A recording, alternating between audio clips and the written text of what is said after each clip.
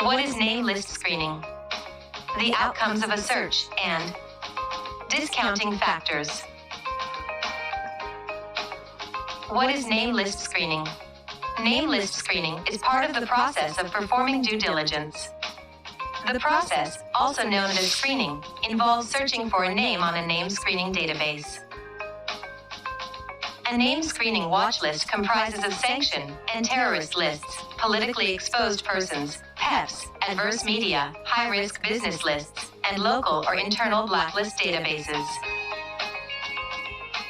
The major players in the current market are WorldCheck, Dow Jones Factiva, LexisNexis.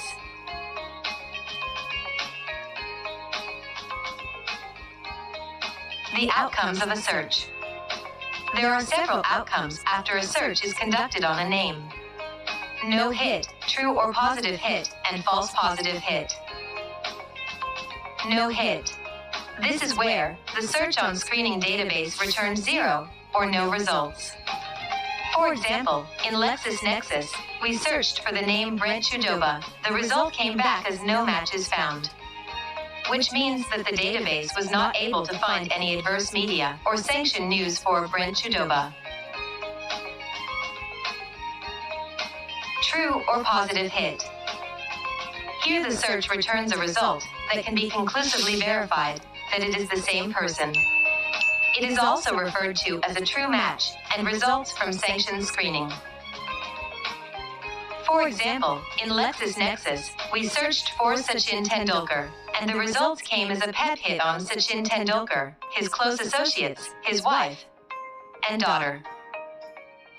The PEP hit is due to the fact that Sachin Tendulkar is a Rajya Sabha member. False positive hit. The search returned results with similar names to the searched name during the screening process as a possible alert, but when reviewed, is not found to be a match to a target name. The nature of the hit can be determined by other factors, such as date of birth, gender, citizenship, etc., that the profiles are not for the same person. For example, we searched for Martin Reyes and received a hit for terrorism. When we checked for details the person in the hit, he is from the United Kingdom, whereas our client is from Canada. So it is a false positive hit, as the name is same, but the citizenship for both these individuals is different.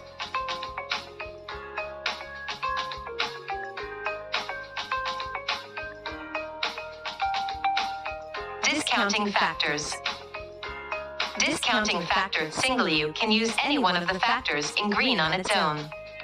Client name, individual. Client name, entity. Date of birth. Age mismatch. Gender. Biography and profile. Country of nationality or residence. Client name, individual. You can discount this if you can evidence at least one genuine discrepancy within one element of the full name. First, middle or surname that can be used to discount the hit. You can also discount it if you can evidence of a discrepancy of at least one character within two elements of the full name. First and middle. Client name, entity. You can apply this rule to all entity types, however, you should ensure that they are not using another name. When you write your discounting rationale, please include where you have checked for any trading or alternative names to support your discounting. For example, you have screened the name of your entity, eClerx Systems Limited, and the name that has matched is eClerx Securities and Investments Limited. You first need to check if the company goes by any other trading names or alternate names. Then also check the company website for any reference to the name that has hit.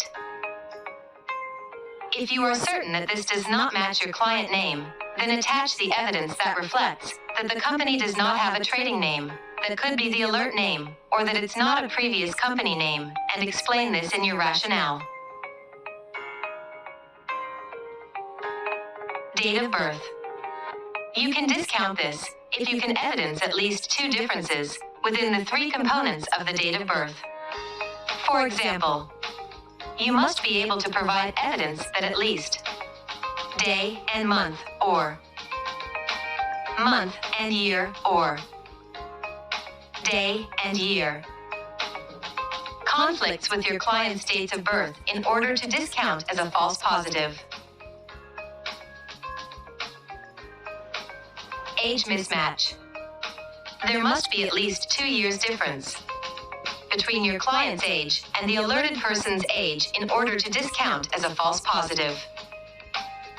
Always evidence your findings and explain how you reached your conclusion. You can apply this rule to associated parties, or shareholders, or trustees, or private individuals, or PEPs, etc., in any jurisdiction.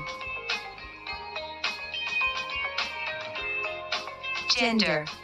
This rule can be applied to associated parties, or shareholders, or trustees, or private individuals, or PEPs, etc., in any jurisdiction. Note: where you are able to identify that a person is either male or female, that is, they have a gender-specific name, for example, Catherine, Caroline, Barbara, Amanda, John, Edward, Richard, etc. It is reasonable to assume that based on the name indicating the gender, the person is either male or female. Therefore, if your screened individual is Carolyn Cohen, and alert was generated on a male named Christopher Cohen, you would be able to discount on the basis that the gender and name are mismatched. Biography and profile.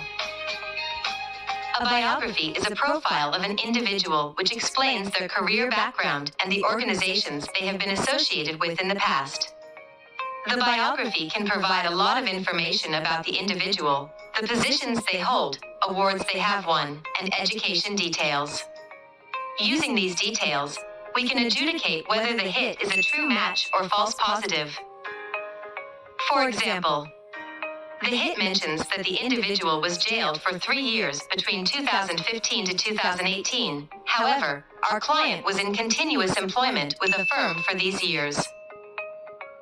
The conclusion is that the person appearing in the hit is a different individual. Country of nationality, or residence. If your client's country of residence is in the UK, for example, and you have found evidence to confirm that this conflicts with the country of residence for the matched alert, this proves that the individual is different, and alert can be discarded.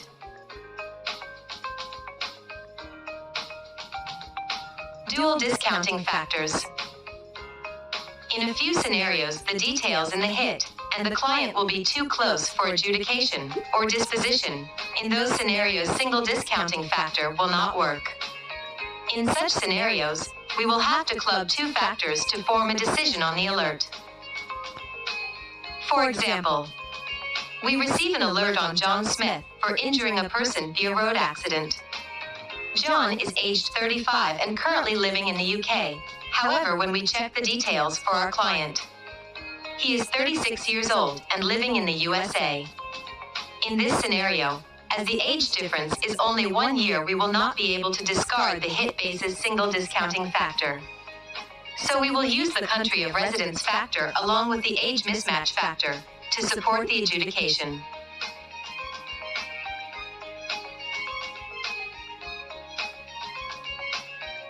Through this module, we have covered what is name list screening, the outcomes of a search, and discounting factors.